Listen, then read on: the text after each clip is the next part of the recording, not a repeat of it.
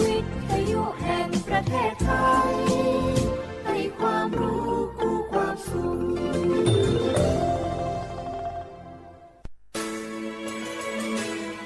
สถานีวิทยุกระจายเสียงแห่งประเทศไทยจังหวัดเชียงใหม่ AM 1476 กิโลเฮิรตซ์สถานีวิทยุภาคภาษาชาติพันธุ์แห่งเดียวในประเทศไทยที่มีความทันสมัยเชื่อถือได้สร้างอัตลักษณ์กลุ่มชาติพันธุ์สู่สากล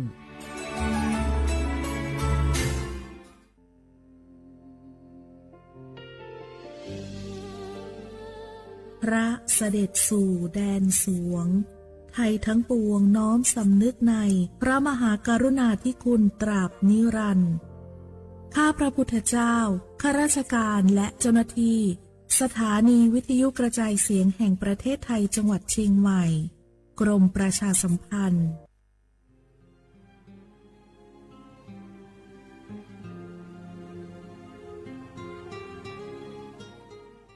This is a moment of profound grief for the Kingdom of Thailand. We, the collective voices of Radio Thailand Chiang Mai, join the Thai nation in mourning the passing of our beloved Queen Martha, Her Majesty Queen Sirikit. Her life was a testament to the unwavering service, grace, and deep love for the Thai people. Our humble condolences and thoughts are with His Majesty the King, the royal family,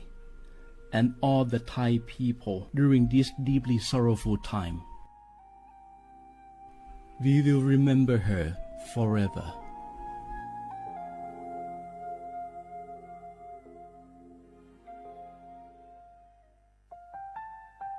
Wanu lisu shi Tami kunewa jama amusa Nima aku tili sango Wanu watsuma aku Pfama Ko watu wama tili shikwali pudu Tami kunewa jama Wanu lisu shi za khwazapo Ama he Taho lele tili Nima jaja Nima tili sajangoรากฐานสังคมไทยตั้งแต่อดีตจนถึงปัจจุบันเคารพเทิดทูนสถาบันพระมหากษัตริย์เป็นศูนย์รวมจิตใจที่เหนียวแน่นของคนไทยในเวลาที่เกิดวิกฤตทางการเมืองพระบารมีของพระเจ้าอยู่หัวก็ทำให้เกิดความสงบและช่วงที่เกิดวิกฤตเศรษฐกิจปรัชญาเศรษฐกิจพอเพียงของพระเจ้าอยู่หัวรัชกาลที่ 9 พระราชทานให้กับคนไทยก็ทำให้ผู้ที่น้อมนำมาปฏิบัติมีภูมิคุ้มกันและไม่เกิดความเสียหายพระปฐมบรมราชโองการของพระเจ้าอยู่หัวรัชกาลที่ 10เราจะสืบสานรักษาและต่อยอดและครองแผ่นดินโดยธรรมเพื่อประโยชน์สุขแห่งอาณาราษฎรตลอดไปพระมหากษัตริย์ไทยทุกพระองค์ทรงห่วงใยราชเสมอสถาบันพระมหากษัตริย์ไทยศูนย์รวมใจไทยทั้งชาติ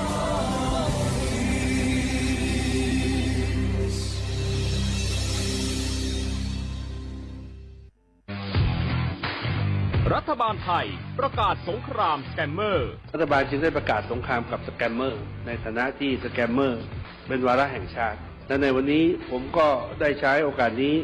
มารายงานความคืบหน้าและเน้นย้ำถึงสิ่งที่เราต้องร่วมกันทำต่อไปรัฐบาลได้จัดตั้งคณะกรรมการอำนวยการป้องกันและปราบปรามอาชญากรรมทางเทคโนโลยีขึ้นมาโดยมีผมเป็นประธานด้วยตนเองเพื่อให้ทุกหน่วยงานทำงานไปในทิศทางเดียวกัน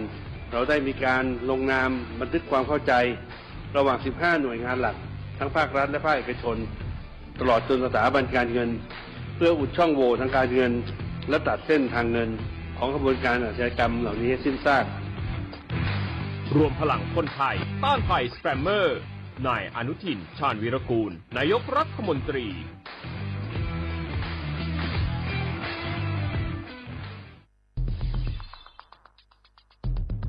แค่ 3 ปีความเสียหายจากอาชญากรรมไซเบอร์ของคนไทยพุ่งทะลุถึง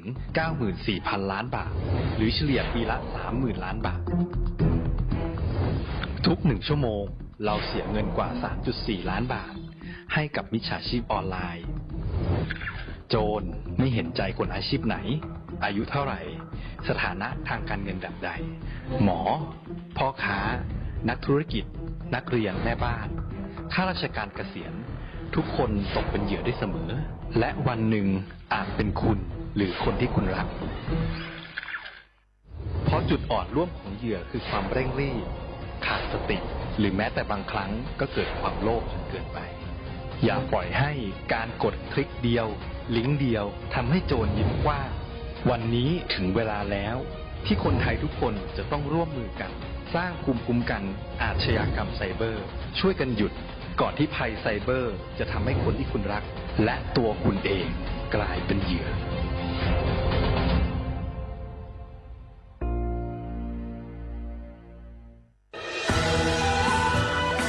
จากศาลากลางจังหวัดน่านหลังเก่าพัฒนาสู่การเป็นศูนย์การเรียนรู้นันทศิษย์ป่าคารโดยมูลนิธิรักป่าน่านนับเป็นพระมหากรุณาธิคุณที่สมเด็จพระกนิษฐาธิราชเจ้ากรมสมเด็จพระเทพรัตนราชสุดาสยามบรมราชกุมารีได้พระราชทานนามนันทศิษย์ป่าคารอันหมายถึงอาคารแห่งความรู้ทุกแขนงของจังหวัดน่านภายในประกอบด้วยห้องนิทรรศการเฉลิมพระเกียรติรัชกาลที่ 9 แสดงพระราชประวัติและพระราชกรณียกิจของพระผู้ทรงเป็นพลังแห่งแผ่นดินและต้นแบบของความเพียรรถพระที่นั่งอนุสรณ์แห่งการเสด็จเยี่ยมราษฎรในถิ่นทุรกันดารทั่วทุกภูมิภาคของไทยพิพิธภัณฑ์ศาลากลางจังหวัดน่านความทรงจำของอาคารหลังเก่าและการอนุรักษ์สิ่งสำคัญของเมืองน่านเทคโนโลยีกับมนุษย์จุดประกายความคิดสร้างสรรค์สู่การสร้างนวัตกรรมในอนาคตน่านซิมูเลชันแนวทางจัดการขยะที่ยั่งยืนเพื่อตระหนักถึงผลกระทบต่อสังคมเศรษฐกิจและสิ่งแวดล้อมห้องสมบัติน่านย้อนรอยสู่อดีตและความรุ่งเรืองของนครน่านผ่านเงินตราเครื่องเงินและผ้าทองเปิดให้เข้าชมฟรีไม่มีค่าใช้จ่ายตั้งแต่เวลา 9 นาฬิกาถึง 17 นาฬิกาหยุดทุกวันจันทร์และวันนักขัตฤกษ์มาร่วมอนุรักษ์สืบสานสร้างสรรค์ศิลปะวัฒนธรรมและวิทยาศาสตร์ของเมืองน่านคุณค่าที่น่าภาคภูมิใจ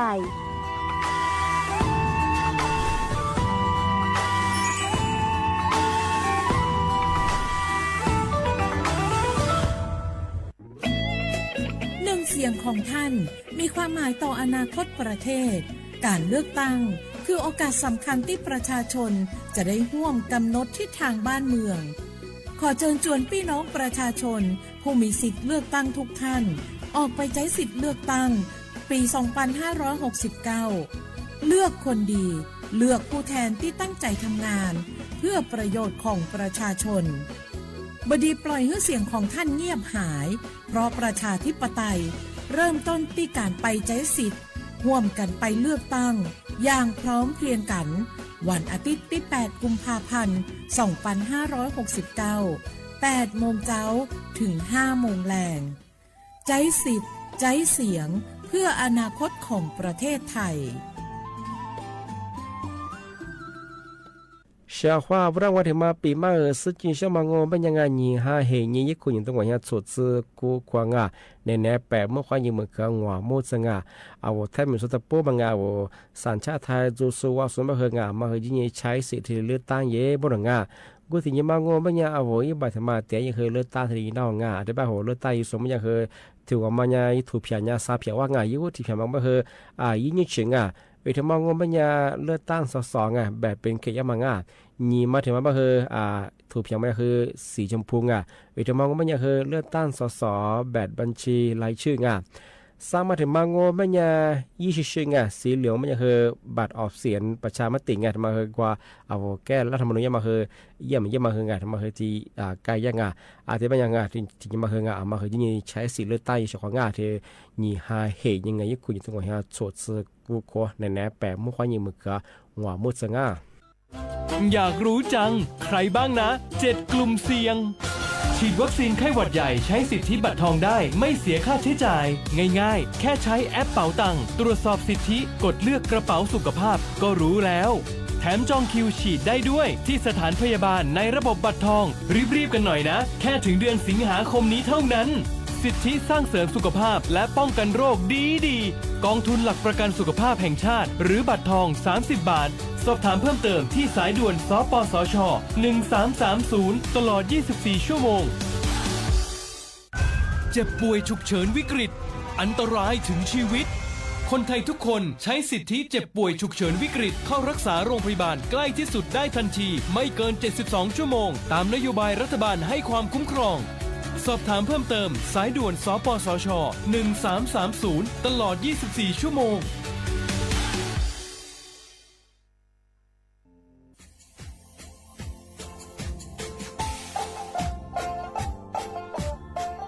น่าถึงมาปีมาซึ่งจีนชมังโงมันยาคณะรัฐมนตรีไงมีมติยากกว่าอยู่หัวมองเมื่อเหื่อยกุลาชื่อหาหนีจื้อกูยังไง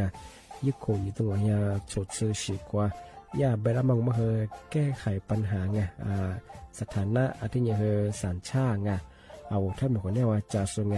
อธิบายที่ยากกฎหมายถูกว่าไปรับมองเมื่อเหื่อไงมาตราที่17ไงแห่งพระราชบัญญัติคนเข้าเมืองไง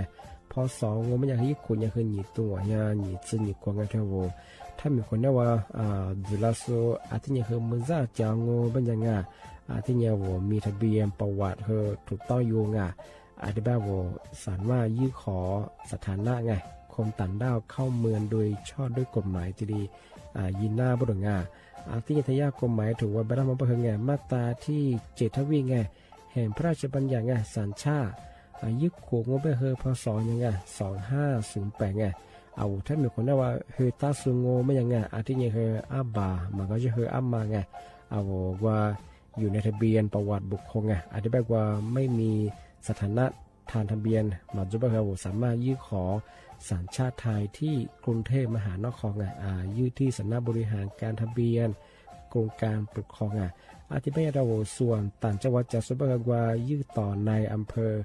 ตานภูมิลำนาปีขวานวลแล้วก็จะบอกว่าอำเภอยี่ที่ยื้อชอง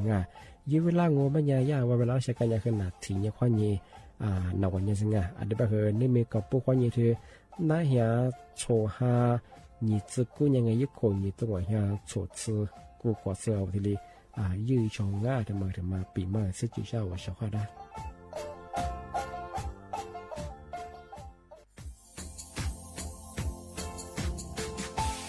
ชาวว่าบราวันมาปีมาอาทิตย์ซึกตาจินชาวมองมันยังไงอามุสาจังหวัดเช่นมาควายมาปีมาปากไก่ฝรั่งที่5ที่นี่ของพวกควายยังว่า5 3ที่นี่สังเกตคนอยู่ตรงนี้โฉดซึกกูกว่ามาคืออาตุทัดโชดกับปากกับเมียนเบสเพียลุมีโดขยันรัวจุดเปิดจัดสึกความแบบดิต้มแบบอาตุทัดโชบรอาทิยาวพื้นที่ลิตัวจางงูเป็นยังก็ยาระบบไฟดีควานี้มาอนุญาตอยู่ไม่คือมาคืออาตุทัดโชดอาทิยาปีขว้าวัดตุดสองงูเป็นยังฝ่าฝืนยังคือกลุ่มหมายละชัวยาชัวยาโจรอาทิบ้างงูเป็นยังมาอาตุชัวอาตุเบียพะมัวงูเป็นยังอาวุธโทแจ้งศูนย์อำนวยการแก้ไขปัญหาหมอกควานอาทิคือฝุ่นละอองมาคือจังหวัดเชียงใหม่ยี่เบอร์โทรงูเป็นยัง053อาทิ112808วิธีมางูเป็นยังสำนักงานประชาสัมพันธ์จังหวัดเชียงใหม่ข้อดีปีมาทีดีประกาศยุฝรั่งอันนี้ประกาศมาก็ตะวันเลยยินจะหลอกฝรั่ง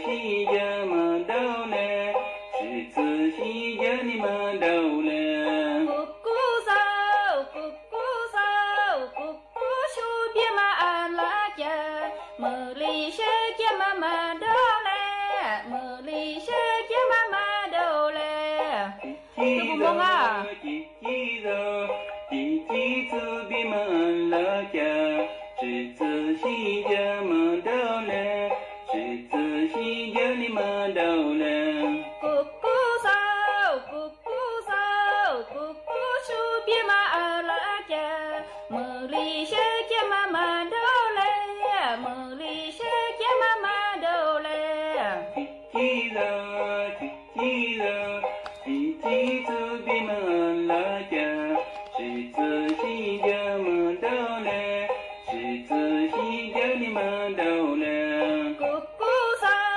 咕咕烧，咕咕树比马拉家，茉莉香给妈妈到嘞，茉莉香给妈妈到嘞。记得，记得，一起走比马拉家，谁自己家么到嘞？谁自己家的马到嘞？咕咕烧，咕咕烧，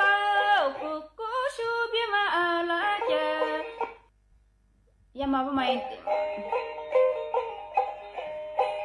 记得，记得，一起走比马拉家，谁自己家马到嘞？谁自己家的马到嘞？咕咕烧，咕咕烧，咕咕树比马拉家，茉莉香给妈妈到嘞，茉莉香给妈妈到嘞。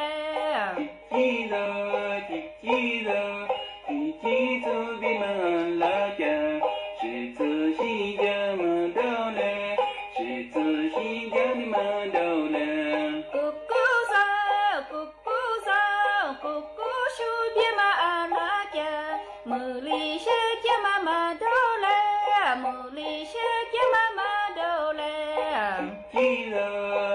记得，一起走比马拉家，谁自己家马到嘞？谁自己家的马到嘞？咕咕烧，咕咕烧，咕咕树比马拉家，茉莉香给妈妈到嘞，茉莉香给妈妈到嘞。记得，记得，一起走比马拉家，谁自己家马到嘞？谁自己家的马到嘞？咕咕烧，咕咕烧，咕咕树比马拉家，茉莉香给妈妈到嘞，茉莉香给妈妈到嘞。记得，记得，一起走比马拉家，谁自己家马到嘞？谁自己家的马到嘞？咕咕烧，咕咕烧，咕咕树比马拉家，茉莉香给妈妈到嘞，茉莉香给妈妈到嘞。记得，记得，一起走比马拉家，谁自己家马到嘞？谁自己家的马到嘞？咕咕烧，咕咕烧，咕咕树比马拉家，茉莉香给妈妈到嘞，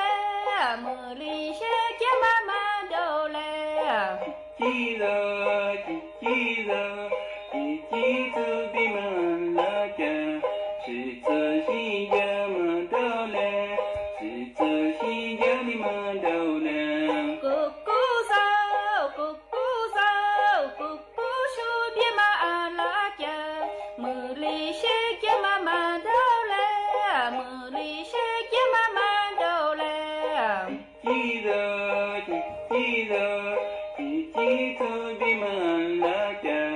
谁自己家马到嘞？谁自己家的马到嘞？咕咕烧，咕咕烧，咕咕树比马拉家，茉莉香给妈妈到嘞，茉莉香给妈妈到嘞。记得，记得，一起走比马拉家，谁自己家马到嘞？谁自己家的马 ขอบ 到 คุณค่ะ 嘞？ กิกกี้สาวกิกกี้สาวกิกกี้ชูพี่มาอาลาจามือลีเชกยามามาดาวแลมือลีเชกยามามาดาวแลนี่คือคุณเดียวมาแต่เขียวมาเขียบหรือเป็นมังอ่ะ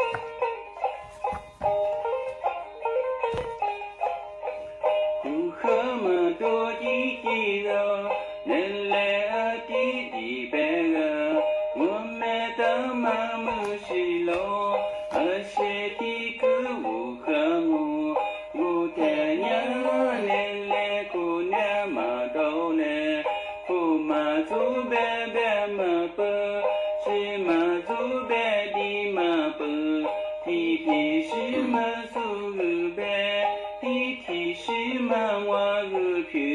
都喝嘛都咕咕走，南来阿弟弟白个，姑娘家嘛么是老，阿西提个乌喝么，乌太娘南来苦难嘛都来，富嘛走白白嘛不，西嘛走白的嘛不，提提西嘛是白，提提西嘛我是偏。喝嘛多叽叽走，南来阿弟弟白我喝嘛走咕咕走不，那姑娘嘛你姑娘嘛说不咯？哎呀呀，那姑娘嘛多。乌太娘南来姑娘嘛都来，富嘛走白白嘛不，西嘛走白的嘛不，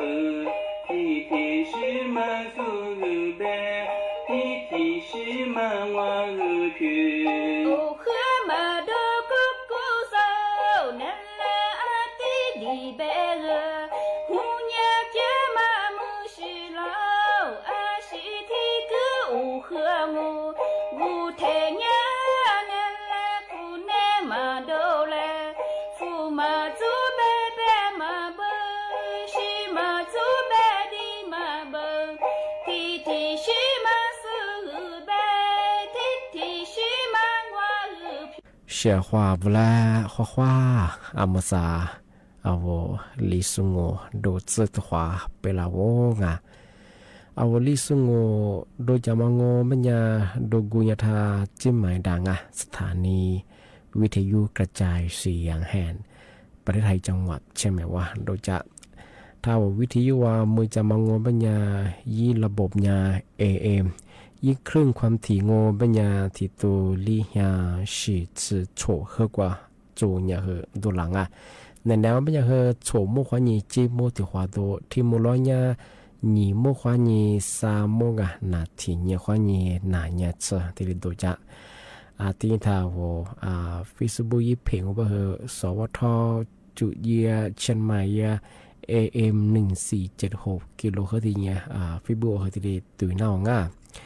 อาวลิสุงงมันยังคือนาทีเนี่ยว่านี่นาเนี่ยสงะทีเนี่ยมาคือนี่ว่านี่เวลาดองงานี่มีทีนี่งอเป็นยังไงอาวลิสุอาบางมันยังคือซึ่งนี่ฮานี่เจอเชียนี่มีทีนี่มาคือโทลานี่อาวจมูกเป็นยังคือโทลาพักกาวงเป็นยังวัดเดียวไม่คือที่กำมันดาวงาคือตื่นเมื่อเสียงวัดเดียวเป็นยังไงยาบะเฮอโทลาพักกางช่องมันยาวยิ่งขวาจ่าใช่ไหมว่าวัดตีวัดตีอยากว่ากางเนี่ยคือกับมือสาบรงไงวัดตีไปยากคือตื่นไปกว่ายี่กูดูป้าสิไงอันนั้นคือตื่นนักแล้วว่าจงมือสาเชวัดเดียวไปนู้นนั่นยังมาขวดคือกับมือมันได้ไปสิไงยากคือที่จำมากกันละไงแต่มาคือโทลายิ่งบุรุษไงยิ่งขวดไปคือยิ่งตัวเนี่ยสดชื่อกูของไงเอาถ้าอาบางมันยังคือนี่มีถึงยังไงที่ห้าซึ่งวันนี้นี่มีที่มาเหินหนาลีนหัวงานวันพฤหัสบดีที่15กันเดือนมกราคมพศ2569ที่เข้ามางองามอธิบายยังไงว่าชาวบ้านทำไม่ได้ไงอาบาติมานี่หาเฮยังไงว่าทำไมเลือดใต้ยังมันจัวไง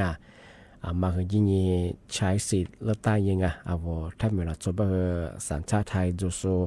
ว่าสุบะเฮงานลุยสีเลือดใต้นะบะเฮยิ่งยี่ทีเลเลือดใต้เย่บุญงานในแนวแปะโมขวานีมือเขือหัวมดสง่าอาทิแบงโง่ไม่ยังกูถึงยังมาวัวเลือดใต้สุงโง่ไม่ยังหลักสุดสุดไม่เคยถูเพียมาถูมาซาเพียทีเลว่าบุญงานอีสีเฮมาช่วยหงซาสีจัวยี่วัติสีมังโง่ไม่ยังเคยยิ่งเฉียงสีเขียว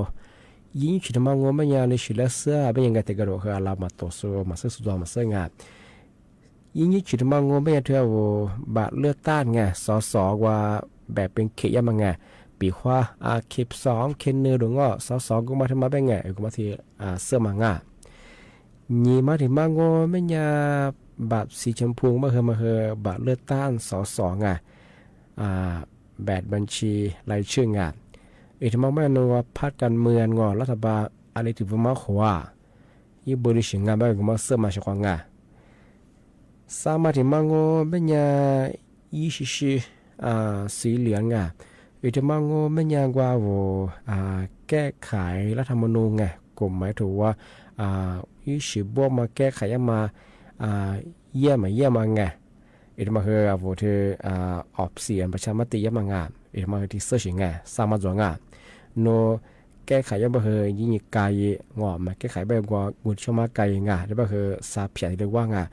อะไรแบบว่าชุมมแบบมันแบบว่ามาโตมาซึ่งมันยาบ่กว่ายิ่งคือยากรรมการงอยาเจ้าหน้าที่ว่ายิ่งที่ได้นานีงออะไรมาที่เพียงมาลิเชซังงาบ่ไงอะไรแบบเขาของงานทำให้เด้งากูที่มาว่ายิ่งบาดเตงาเนี่ยแนแปะเมื่อควนี้คือเมื่อคืองัวหมดสังงาที่มาคือ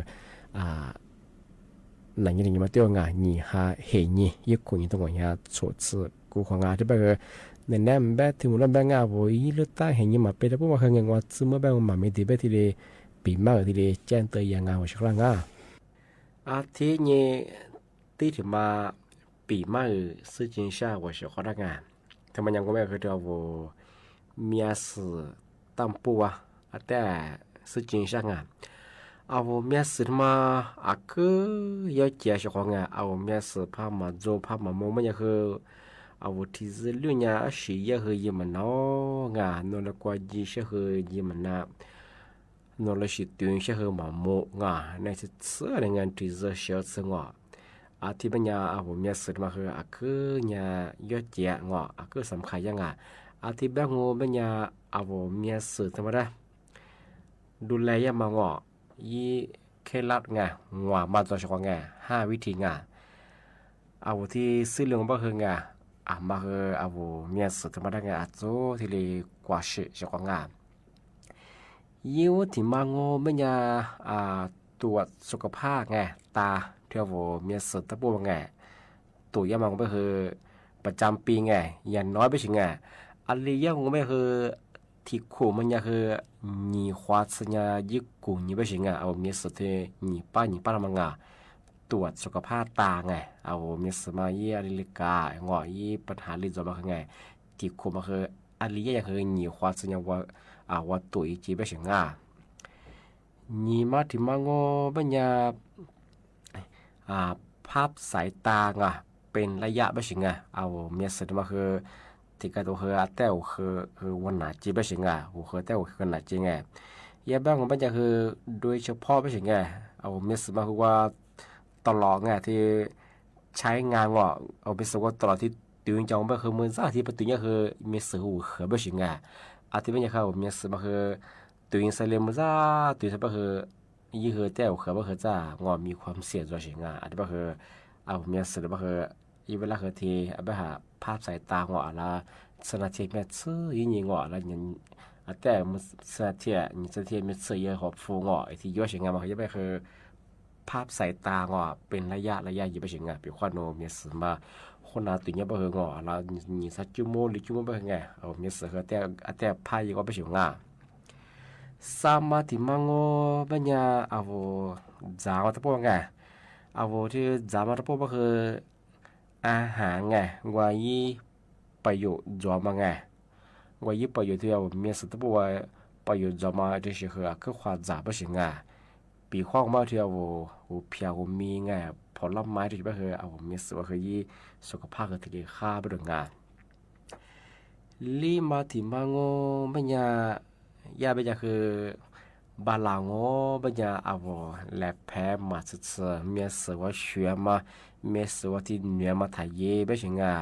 เอาปีว่าเลยแพมเสือเอาเลยแพมยังคือเชื้อโรคเอาเลยแพมยังกว่าเชื้อถ้าเชื้อกว่าสู้ถ้าจะไปคือติดกระตัวคือจะว่าเลยแพมว่าจะว่ามีเสือเชื้อไปคือมีเสือจะถ้ายี่ติดเชื้อยี่ไปคืออับสีไปคือเชื้อโรคเลยว่าจะมีเสือหนาวอันตรายไม่ใช่อะไรไปคือ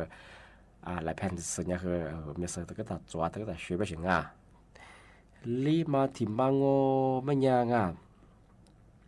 เอางัวมาถึงจุดงัวมาถึงมาก็คือเอาปีขว้ากว่ากระปากกระมีว่าประจำว่ามันยังเหมือนชาคือพะโซ่งูมันยังเอาว่าเมียสืจ้าดูแว่นตาทำกันแต่มาคือแต่ขวัดจ้าไม่ใช่แต่ก็ตัวคือว่า một cha khơi luyện những ngày sốจะคือmột chaรู้สึกว่ามีสื่อกล้าไปคือมีสื่อคือเบียร์หน้าไปถึงมีความเสี่ยงจะไปถึงอันนี้ก็คือว่าการปากการมีไว้สมมติว่าจะก็คือว่าไปหาแว่นตาไงมีสื่อจอดคือแต่ขอจ้องว่าเอามีสื่อแล้วแต่ทีเลยว่าคือหนาจีไปถึงก็คือว่าจะ5 วิธีที่ว่ามีสื่อธรรมดากว่าเชียมังดูแลยังมังอะไรยังมังก็คือเอาทีเลยเอาชอบว่าที่เรียกว่าจะเลี้ยงงูไม่ยังมาคือทำไม่ดีมีสื่อทำไม่ยังคือเยอะเจียงมีสื่อมาจงไม่ยังคืออะไรกว่ายิ้มนางมาพอเขาช่วยอีกมีอะไรก็มาเสื่องอีเฉลเป็นใจสิมีสื่อมาคือเยอะเจียงเอากูด้วยที่เป็นยังคือโน้ตที่เรียกภาษาบ้างเอามีสื่อที่เรียดูแลเยอะจังดูแลสุขภาพตาดีมาคือถึงมาปีมากที่เรียสุดจุดช่างที่บ้านของปัญญานี่แหละคือ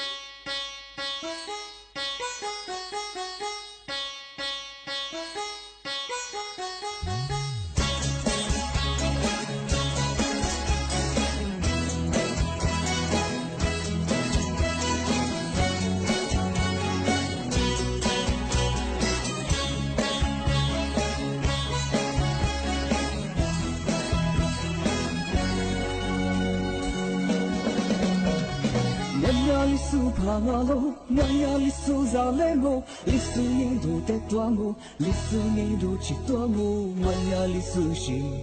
万呀里苏扎那罗。万呀里苏扎那罗，万呀里苏扎雷莫，里苏尼杜德多莫，里苏尼杜奇多莫，万呀里苏西，吉吉里苏西那罗。里苏的里你越罗，里苏是的你我心我花我的眼。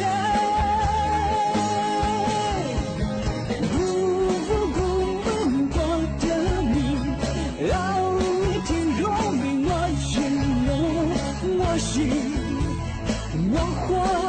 里苏西。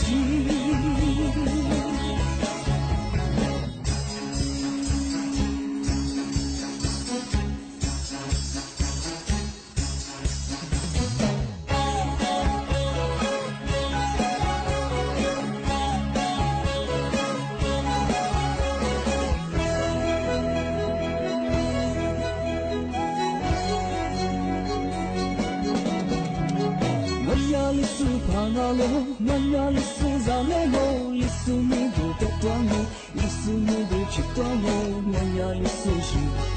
万呀里苏吉那罗，万呀里苏帕瓦罗，万呀里苏扎雷莫，里苏尼杜德多莫，里苏尼杜奇多莫，万呀里苏西，吉吉里苏西那罗。里苏的里你越罗，里苏是的里你我心，我里苏我想要。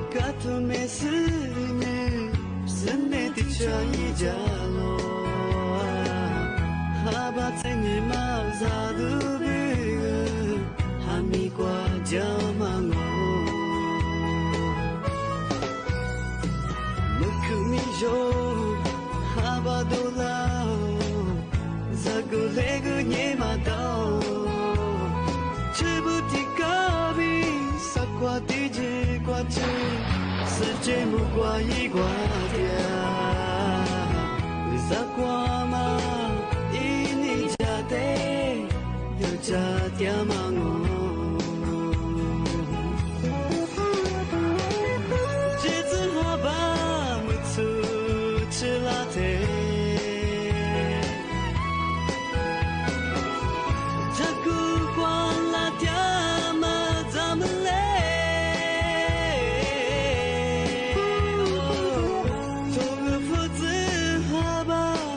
是那年，哦，我怎么不要的？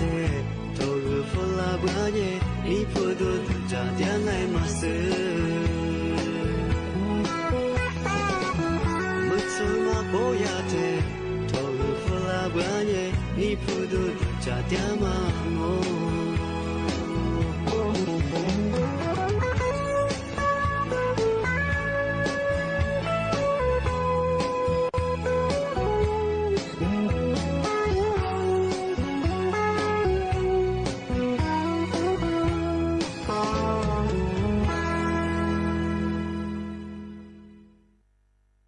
该他妈的是我和弟子们呀，小伙我们这次别么样哎，该弟弟嘛关注呀别呀，外面啊，别么和没能哎，么个说，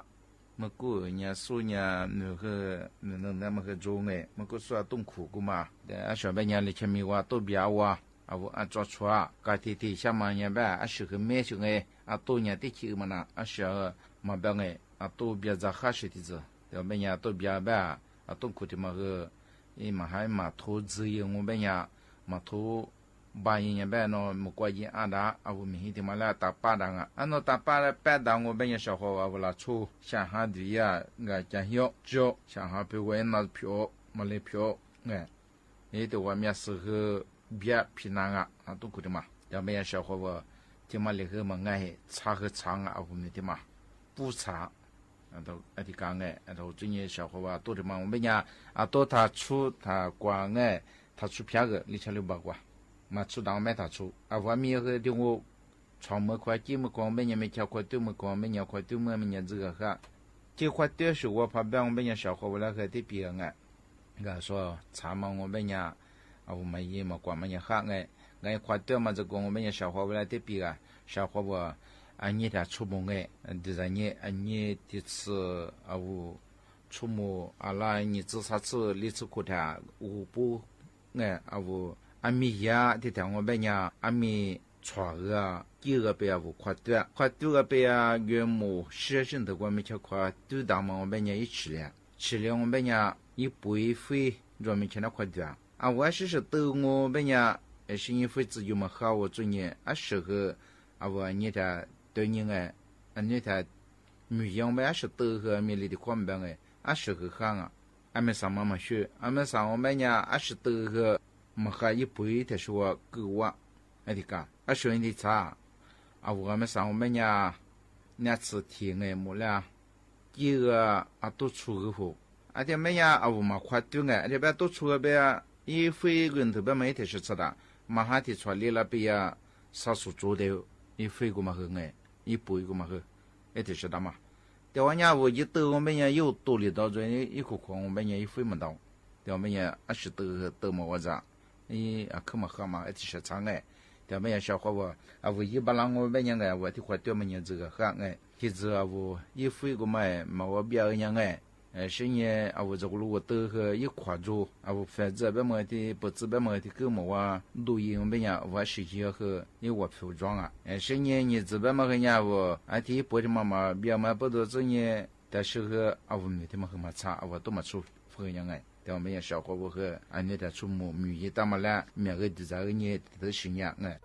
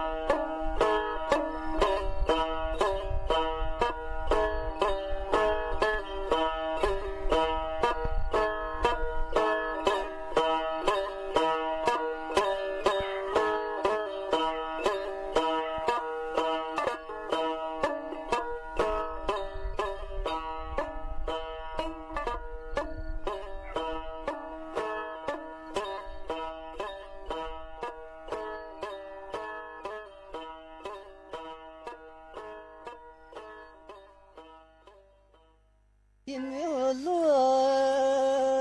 你我你小呀啊，左边嘛呀，天天下脚一天呀，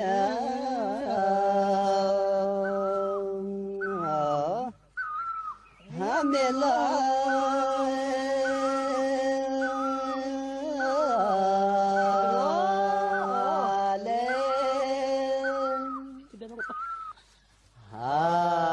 你这天灭我了耶，是子你是天妈那，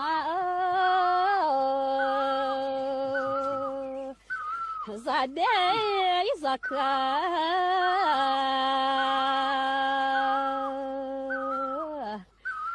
做的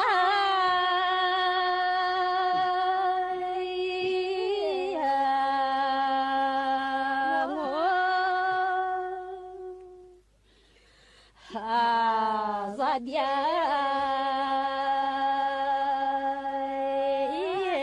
咋对的我。一天是也阿弥你小子啊，就这个天天是一就这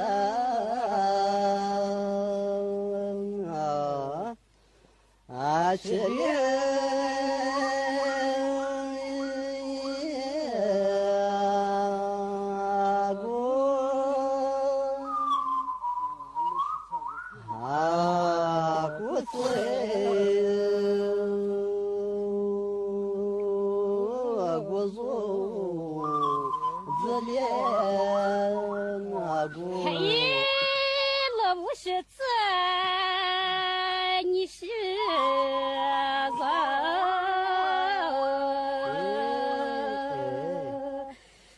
你是的，你是啥一座标？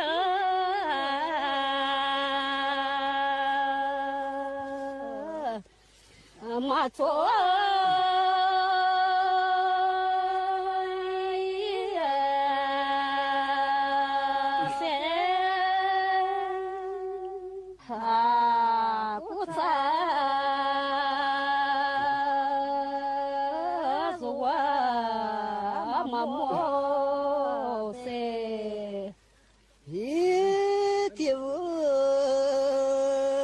别马达几件一小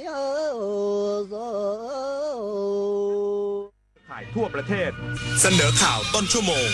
รู้เร็วรู้จริงเกาะติดทุกสถานการณ์